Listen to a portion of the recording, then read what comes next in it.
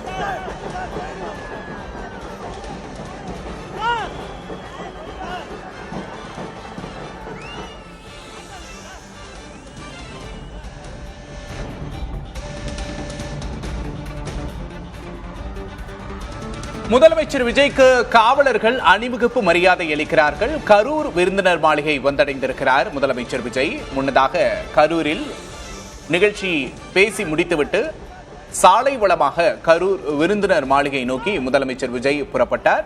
தொடர்ந்து வழி நெடுகிலும் அவருக்கு உற்சாகமான வரவேற்பை அளித்தார்கள். தற்போது முதல்வர் விஜயின் வாகனம் கரூர் விருந்தினர் மாளிகையை வந்தடைந்திருப்பதாக தெரிகிறது. அவருக்கு காவல்துறை அணிவகுப்பு மரியாதை அளிக்கப்படுகிறது.